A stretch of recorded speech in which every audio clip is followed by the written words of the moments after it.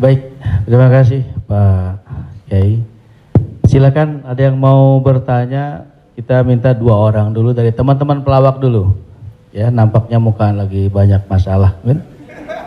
Silakan. Yang mau bertanya? Adek Jigo. Bismillahirrahmanirrahim. Assalamualaikum warahmatullahi wabarakatuh. Terima kasih Ustadz. Kebetulan saya pribadi juga sebagai komedian Ustadz. Dan mewakili teman-teman semua, kakak-kakak, abang-abang semua. Kita di panggung itu selalu menghibur. Namun ketika momen ada sesuatu yang harus kita keluarkan, kadang menjatuhkan orang. Mulai dari fisik, mencela dan lain-lain.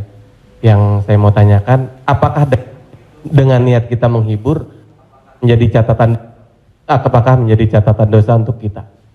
Terima kasih Ustaz. Ada seorang ulama dipanggil Imam Abu Hatim, tapi kemudian di ujung namanya itu ditambahkan kata Al-Asam.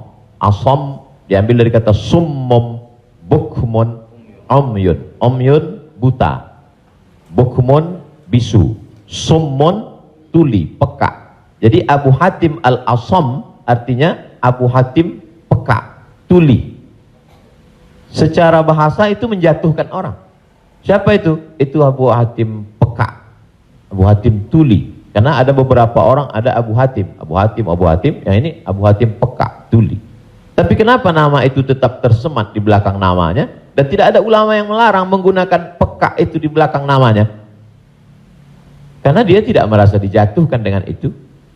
Lalu kemudian itu pula tidak menjatuhkan dia di depan orang banyak. Apa sebab kronologis dia dipanggil Al-Asam? Dia seorang ulama. Suatu ketika dia sedang duduk, datang seorang anak gadis bertanya fatwa kepada dia.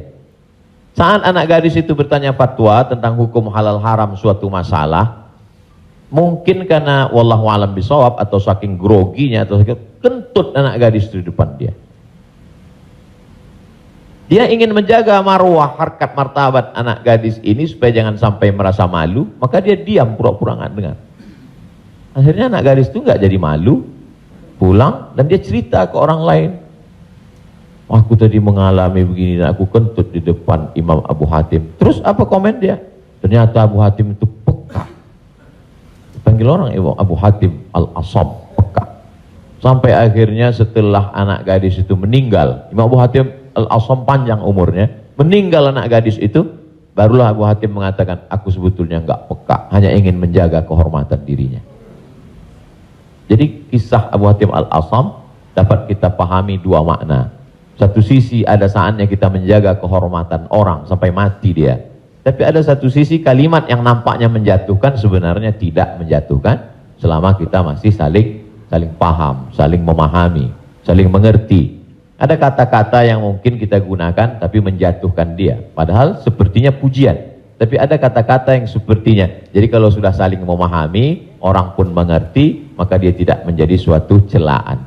Ya ayyuhalladzina amanu, hai orang beriman, ijtanibu katsiran minadh-dhann, jauhilah prasangka buruk, inna ba'dadh-dhanni itsmun, wala tajassasu, jangan mencari-cari kesalahan orang, wala yaghtab ba'dukum ba'dha, jangan ribah membicarakan aib orang lain, la talmizu bil alqab, janganlah kamu menggunakan gelaran-gelaran yang jelek. Bukankah tuli itu gelaran yang jelek? Iya.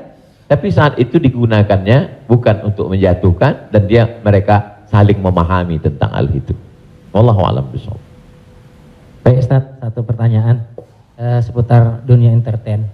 Ketika orang memerankan misalnya, mohon maaf lahir batin, main film seks, selama film itu diputar terus, sementara orangnya udah hijrah, dan saat ini film itu diputar, itu jariahnya seperti apa tuh Ustaz?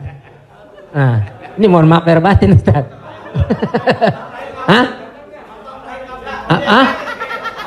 Nonton sama bini gue berdua.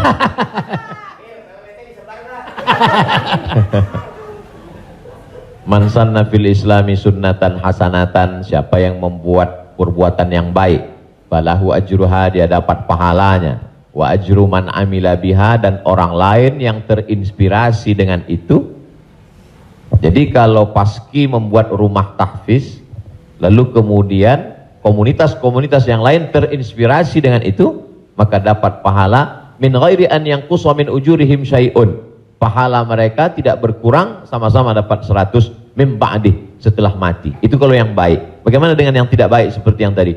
Man sanna fil islami sunnatan sayyi'atan. Siapa yang membuat sesuatu yang tidak baik, falahu wizruha, dia dapat dosanya, wa wizru man amila biha, dan dosa orang lain yang melakukannya. Setiap ada terjadi pembunuhan di dunia ini, maka Kabil dapat royalti karena dia yang pertama kali melakukannya. Tapi Kabil tidak sempat taubat, tidak sempat hijrah. Jadi kalau ada yang sempat melakukan perbuatan jelek, dosa, saat dia taubat, dia buat konferensi pers. Saya sudah taubat, sudah mu'alaf kalau dia tidak Islam. Kalau dia sudah masuk Islam, saya sudah hijrah. Maka saya meminta kepada seluruh jamaah yang ada di dunia ini, yang masih menyimpan gambar, foto, video saya, tolonglah kalian delete, dan saya minta ampun kepada Allah Subhanahu wa taala. Lebih daripada itu sudah di luar kuasa dia. La yukallifullahu nafsan illa wus'aha. Allah tidak membebani orang lebih daripada usahanya. Ada seorang hamba berpesan di zaman Nabi SAW, nanti kalau aku mati, maka bakarlah jasadku, lalu campakkan debunya ke laut. Kenapa? Karena aku takut bertemu dengan Allah Subhanahu wa taala atas segala dosa-dosaku. Disampaikan kepada Allah Subhanahu wa taala. Kata Allah, aku ampuni hambaku itu karena masih ada rasa takut dalam hatinya. Makanya khotib naik ke atas mimbar, pesannya ittaqullah, takutlah kepada Allah. Kenapa kurban Habil diterima, kurban Kabil tidak diterima? La imbasatta ilayya yadaka litaqtulani, andai kau ambil batu besar untuk kau timpakan ke atas kepalaku, kata Habil, ma ana bibasiti yadiya ilaika liaqtulak, aku tidak akan membalas untuk membunuh wahai saudaraku. Kenapa? Inni akhafullah, aku takut kepada Allah Subhanahu wa taala. Saya yakin Mas, Abang yang berprofesi dalam dunia keartisan ini, apa yang membuat hijrah ini? Masih ada rasa takut di dalam hati. Rasa takut inilah yang kita pupuk bersama. Ada takut 5%, 5% kita jadikan menjadi sebuah komunitas, lalu kemudian kita jadikan sebuah amal nyata dalam kehidupan, disupport oleh Pak Prof dengan keluarga besar almarhumah, diberikan kesempatan untuk menuntut ilmu di Fakultas Hukum, di penyiaran Islam, maka dia menjadi gerakan yang luar biasa. Wallahu a'lam. Terima kasih. Selanjutnya ada adik Ginanjar Sukmana. Setelah itu Bang Atet Jakaria. Terima kasih Bang Tola, Topik Lala. Ustadz, tadi Ustadz cerita bahwa Rasulullah juga bergurau, tapi gurauannya itu tidak pernah berdusta, dan itu yang tidak boleh, kata Rasulullah. Sementara teman-teman pelawak, sadar atau tidak sadar, lawakannya itu banyak berdustanya juga Ustaz. Cari-cari, mengada-ada kan, karena memang tujuannya untuk membuat orang tertawa. Tapi kalau saya kan, maaf, saya bukan pelawak, saya peragawan Ustaz. Jadi peragawan pakaian anak-anak. Jadi saya dengar dusta kan gitu ya. Contohnya kayak tadi gitu. Atau Bopak umpamanya dia mengatakan dirinya ganteng, dia cerita bahwa banyak cewek yang suka sama dia, itu kan berdusta Ustaz. Iya kan? Fitnah kan? Kita Willy. Enggak, tapi kalau soal ketampak. Jadi mohon dijelaskan kembali oleh Ustadz Abdul Somad batasan bagaimana di dalam melawak yang tidak boleh berdusta, sehingga kalau memang ternyata pelawak tidak boleh berdusta dalam melawakannya, mungkin saya sedang pikir-pikir dulu untuk melanjutkan profesi gini Ustaz. Saya takut masuk neraka. Terima kasih Ustaz Abdul Somad. Assalamualaikum warahmatullahi wabarakatuh. Ada saatnya kita berilustrasi, menceritakan suatu kisah. Jadi sebetulnya para penulis novel Islam pun dia sebenarnya kisah itu ada juga yang fiktif atau dicampur antara nyata bahkan Buya Hamka menulis kisah campuran antara tenggelamnya kapal Panderwick adalah campuran antara nyata dan fiksi. Apakah ketika orang bercerita tentang fiksi itu dia berdusta? Tidak. Jadi kita bisa bedakan itu antara orang memang betul-betul dia berdusta. Kemarin saya melakukan ini suatu, padahal cerita itu tidak ada. Beda dengan dia misalnya katakan, saya ini Ustadz seorang peragawan, tapi peragawan pakaian anak-anak.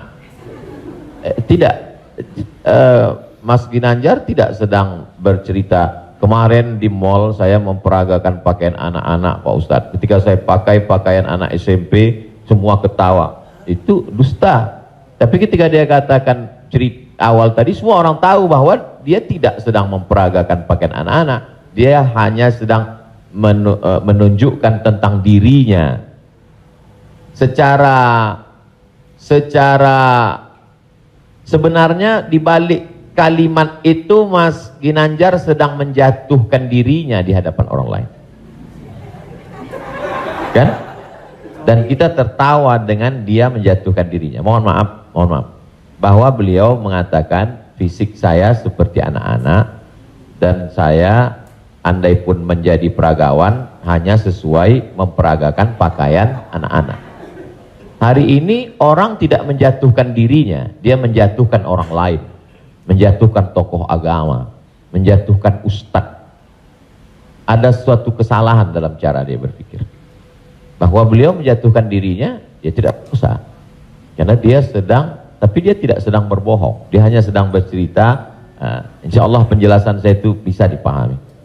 Yang tidak bisa itu adalah ketika orang seolah-olah dia bercerita, dia kemarin saya sebuah cerita seakan-akan orang mengatakan dia nyata. Padahal sebetulnya hanya bohong belaka supaya orang tertawa. Itu yang dilarang oleh Nabi Muhammad SAW. Wallahu a'lam. Baik, Assalamualaikum warahmatullahi wabarakatuh. Nama saya Ted Zakaria Ustadz. Saya pernah ketemu Ustadz di airport waktu itu mau berangkat umroh. Yang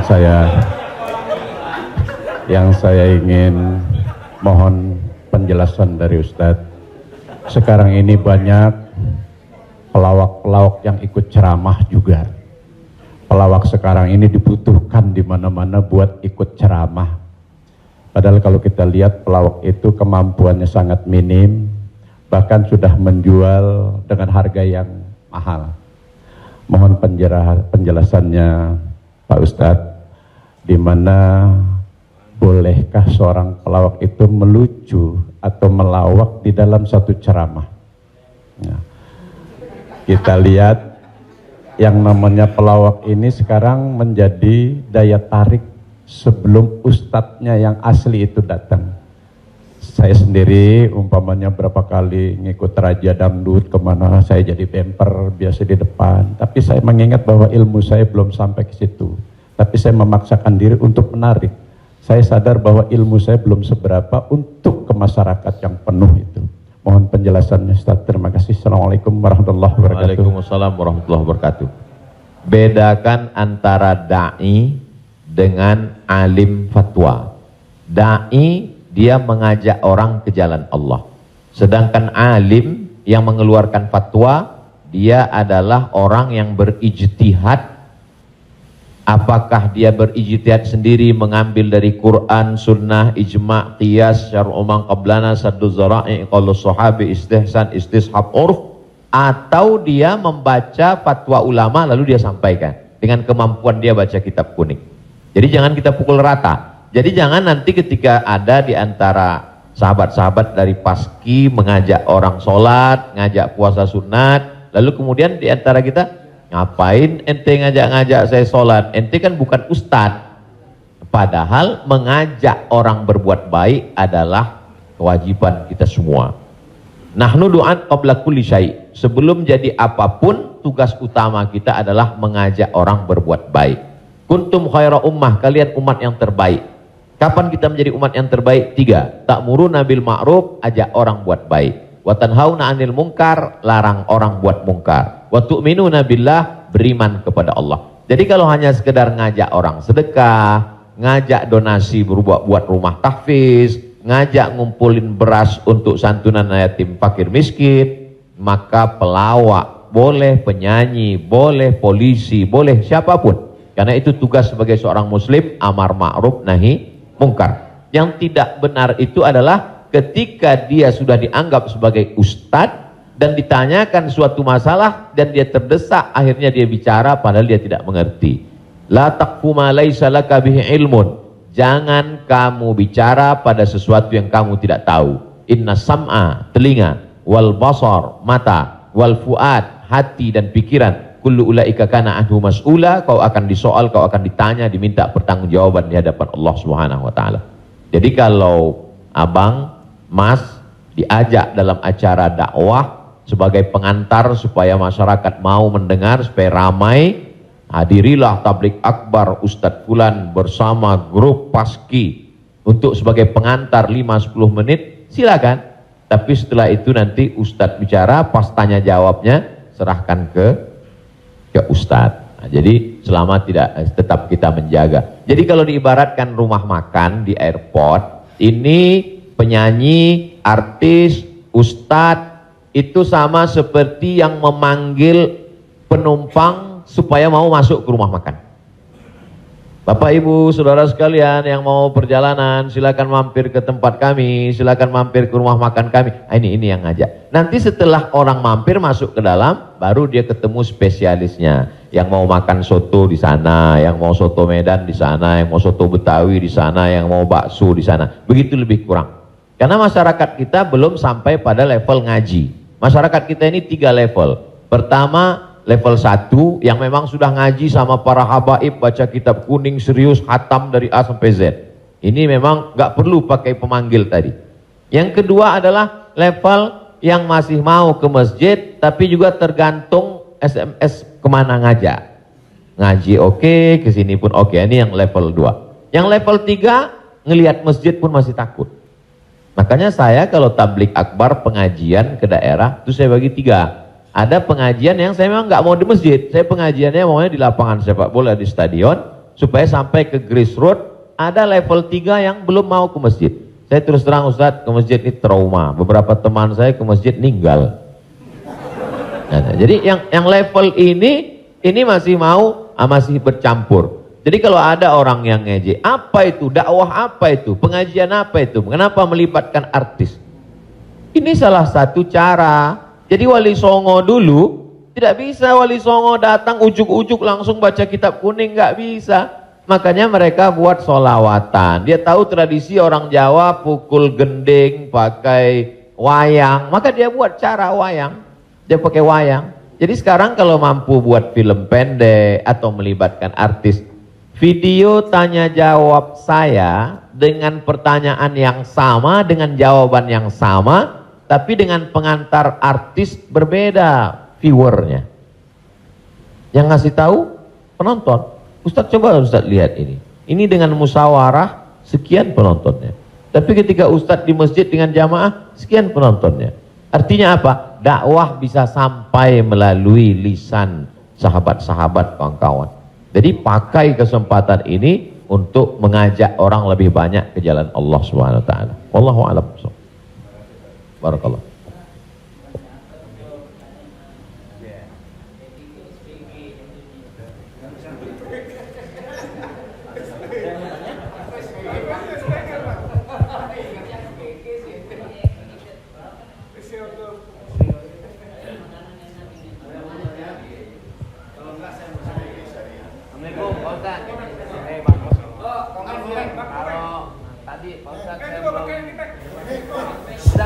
Udah Pak. Apaan? Mesti pakai. Saya belum ya. Saya belum paham yang tadi Pak Ustadz bilang apa wasaah apa wasi. Oh, lo jangan nyampur. Agama lo beda lo. Wasaah ambil bercanda apa tadi gitu. Pak Ustadz lupa ya, nanti saya jelasin lagi. Apa tadi? Wasaah kalau nggak salah. Nggak tahu, Ujang adanya kali. Ya Pak Ustadz.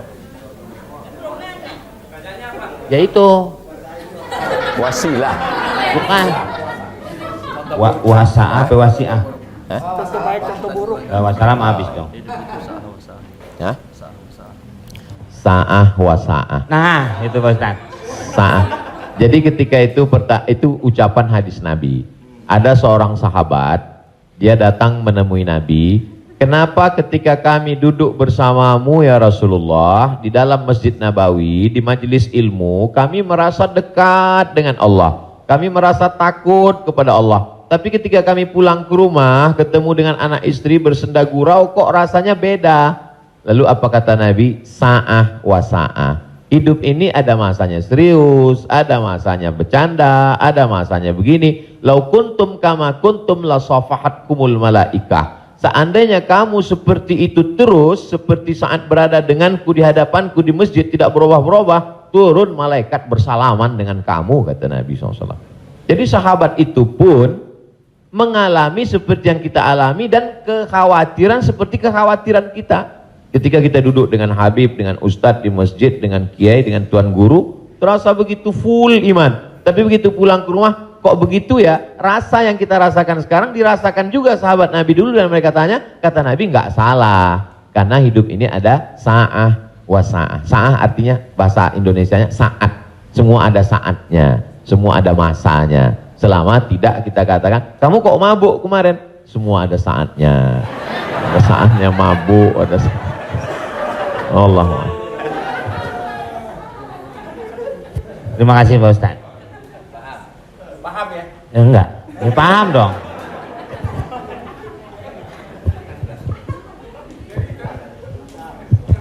Mungkin dari sini ada. Tapi satu lagi pertanyaan, saya mau nanya. Pak Ustadz, ini masalah saya pribadi. Jadi saya ya ada masukan juga ketika hukum riba. Mobil itu ya, ini umum ya kan. Jadi mobil kita jual, kemudian kita coba berusaha cash. Saya untuk menghilangi kredit. Nah, saya mau tanya, ini juga amanat dari keluarga saya. Dipastikan lagi. Boleh nggak, Kiai, kita kredit mobil? Padahal ini menjadi hal penting bagi saya untuk mobilisasi kemana gitu. Saya punya anak kan baru kelar UIN. Jadi ini saya lagi diceramai gitu. Papa sudah lah Pak, jual Pak. Kita nggak usah dibeli, lillahi ta'ala aja. Ya saya bilang ini lillahi ta'ala agak susah nak, dia bilang gitu. Tapi ini real, saya jual, saya mencoba untuk beli cash, nungguin cash lama. Jadi jangan suka buka aib orang, Mbak.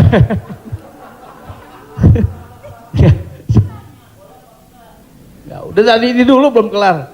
Jadi boleh nggak saya riba, oke? Sorry, boleh nggak kredit mobil itu?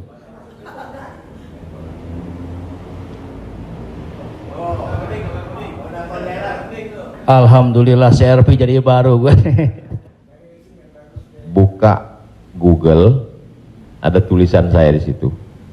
Nanti Bapak, Ibu, Abang, Mas share ke teman-teman. Buka Google, tulis di situ Somad Morocco, SOMADMOROCCO, Somad Morocco, SOMADMOROCCO, Somad Morocco, spasi kredit, sudah, enter. Somad Morocco spasi kredit, tulisan yang paling atas kredit, ada tanda tanya, Aska. Di situ jawaban. Saya sudah tulis tentang masalah kredit ini.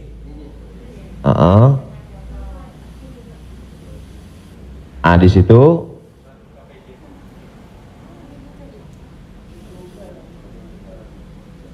Nah, bisa dibaca. Bisa bahasa Arab, Ustaz. Ada terjemah, Mas Komeng, terjemah di bawah. Terjemah di bawahnya. Terjemah di bawah. Majma' Al-Fiqih Islami membolehkan jual beli dengan tempo. Dah? Membolehkan jual beli dengan tempo, jangka waktu, garis miring kredit pada konferensi ke-6 yang dilaksanakan di Jeddah pada tahun 1990 dalam keputusan tersebut. Jadi jual beli dengan tempo kredit itu boleh. Bawah, ini penjelasannya. Yang bawah langsung bahasa ke jawaban. Jual beli kredit itu tidak ada keberatan di dalamnya, boleh jika waktu dan tambahannya diketahui. Dibayar dalam waktu 2 tahun. Dibayar dalam harga 200 juta. Dicicil 1 bulan 15 juta misal, 10 juta, 12 juta. Meskipun harga kredit lebih mahal daripada kontan. Karena penjual dan pembeli sama-sama mendapat manfaat. Penjual mendapat manfaat tambahan harga dan pembeli mendapat manfaat tempo jangka waktu. Disebutkan dalam Sahih Al-Bukhari. Apakah di zaman Nabi ada kredit? Ada. Dalam Sahih Bukhari, Sahih Muslim, bahwa barirah itu manusia. Waktu itu masih boleh jual manusia, hamba sahaya. Bahwa barirah dijual oleh tuannya dengan cara kredit selama 9 tahun. 1 tahunnya dibayar 40 dirham. Ini menunjukkan bolehnya jual beli kredit. Kesimpulannya, uang dengan barang boleh, tapi uang dengan uang riba. Prof, saya pinjam uang 200 juta. Nanti saya bayar 220. Haram, riba. Tapi ketika saya beli mobil, Prof, saya cicil tiap bulan, maka lunas dalam waktu 1 tahun, itu tidak riba karena akadnya uang dengan barang. Yang jadi masalah ketika kita pergi ke dealer untuk beli mobil, kita katakan kita tidak punya uang cash, dia tidak mau langsung transaksi dengan dia, tapi dia akan libatkan pihak ketiga, penyedia keuangan. Pada akhirnya transaksi kita adalah uang dengan uang. Uang dengan uang, bukan uang dengan barang. Lalu apa solusinya? Pergi ke bank syariah. Kenapa di bank syariah uang dengan barang? Assalamualaikum, waalaikumsalam. Bank syariah, saya mau beli mobil. Terus mau pinjam uang. Kata bank syariah, kami tidak melayani peminjaman uang dengan uang, karena uang dengan uang berbunga haram. Bapak sebetulnya mau beli apa? Mau beli mobil. Kata orang bank syariah, mobilnya kami beli. Bank syariah membeli mobil. Setelah itu bank syariah menjual mobil itu ke kita, maka akadnya kredit sama seperti barirah dibeli pada zaman Nabi, kredit 9 tahun. Jadi akadnya adalah uang dengan barang. Begitu. Allahu a'lam. Ya alhamdulillah. Beli lagi, selfie. Kembali lagi pakai syariah. Selanjutnya siapa yang mau bertanya? Silakan umum sekarang. Bang Dery mau nanya? Oh, yang ibu-ibu aja, ibu-ibu. Pak.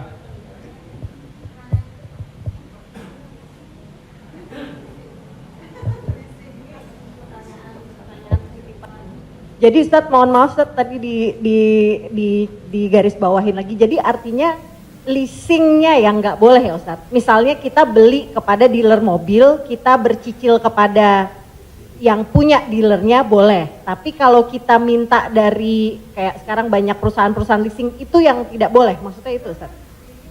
Ketika saya mau beli mobil, saya tidak punya uang cash, maka kata si dealer, kami akan arahkan Bapak ke penyedia keuangan. Maka sebenarnya saat itu saya membeli mobil itu cash sebenarnya. Karena dealer tidak mau dia barang ini tidak cash. Jadi kemudian yang saya cicil setiap bulan itu adalah bukan mobilnya tapi uangnya. Maka saya terjebak pada rentenir, riba, bahasa kerennya leasing segala macam. Inilah yang menyebabkan haramnya karena transaksinya adalah uang dengan uang. Lalu solusinya mana Ustadz? bank syariah. Iya. Karena di bank syariah itu disitulah letak. Jadi orang yang tidak mengerti dia katakan sama aja bank syariah dengan konvensional, bedanya pegawainya pakai jilbab, masuknya assalamualaikum. Enggak. Perbedaan dalam jual beli dalam Islam itu adalah pada akadnya. Maka bank syariah membeli mobil itu milik bank syariah, maka saya membeli mobil itu secara cicil, akadnya adalah uang dengan barang. Oh, Wallahu a'lam. Satu lagi Ustaz, kalau beli emas secara online itu gimana Ustaz? Sebagian ulama mengatakan membeli emas secara online tidak